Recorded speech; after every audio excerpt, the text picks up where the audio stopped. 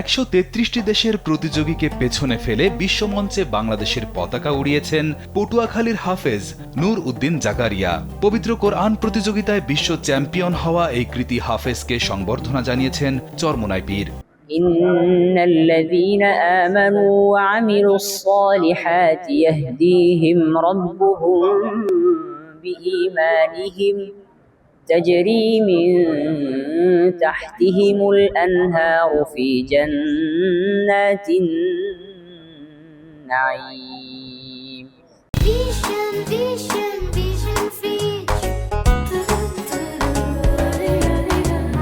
শনিবার বিকেলে বরিশালের চরমোনাই দরবারে জামিয়া রশিদিয়া মাদ্রাসার আয়োজনে বিশ্বজয়ী হাফেজ নূর উদ্দিন জাকারিয়াকে সংবর্ধনা দেওয়া হয়। অনুষ্ঠানে ইসলামী আন্দোলন বাংলাদেশের আমির ও চরমোনাই পীর মুফতি সৈয়দ মোহাম্মদ রেজাউল করিম তার হাতে সম্মাননা ক্রেস্ট তুলে দেন। আলহামদুলিল্লাহ, এই বিগত যে প্রতিযোগিতা থেকে আসলাম, এই প্রতিযোগিতায় 133টি দেশ ছিল। এখানে প্রায় 450-এর মতো প্রতিযোগী ছিল।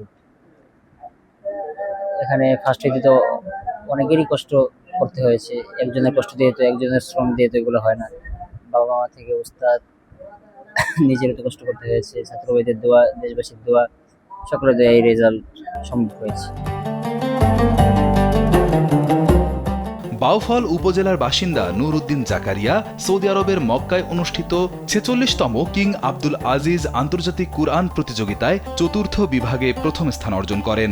ইসলাম বিষয়ক মন্ত্রণালয়ের আয়োজিত এই প্রতিযোগিতায় 133টি দেশের 334 জন প্রতিযোগী অংশ নেন। কুরআন হিফজ, শুদ্ধ তেলাওয়াত ও তাজবিদের দক্ষতার ভিত্তিতে তিনি বিশ্বসেরা হওয়ার গৌরব অর্জন করেন। পুরস্কার হিসেবে প্রায় 1.5 লাখ সৌদি রিয়াল পুরস্কার পেয়েছেন তিনি।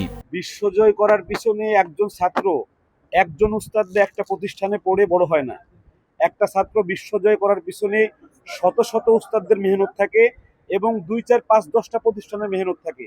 যেমন সে তার বাবার কাছে হাফেজ হয়েছে, সর্বপ্রথমে যে তার বাবার কাছে হিফজ সম্পন্ন করে। মিনিমাম 16 থেকে 17 ঘন্টা একটা ছাত্র যদি মেহনত করে, সাথে তার কণ্ঠ আর ব্রেন ভালো হয়, তাহলে আশা করা যায় যে তাকে দিয়ে ইনশাআল্লাহ বিশ্বজয় করানো যাবে। আন্তর্জাতিক এই সাফল্যের আগেও দেশে নিজের মেধার স্বাক্ষর রেখেছিলেন জাকারিয়া। 2023 সালে কুরআনের নূর প্রতিযোগিতায় চ্যাম্পিয়ন হওয়ার পর এবার বিশ্বমঞ্চেও বাংলাদেশের জন্য বয়ে এনেছেন গৌরব। বাবার নির্দেশনায় কুরআন হিফজের পথ চলা শুরু হয়েছিল নূর উদ্দিন জাকারিয়ার। সেই পথ পেরিয়ে আজ বিশ্বমঞ্চে বাংলাদেশের নাম উজ্জ্বল করেছেন তিনি।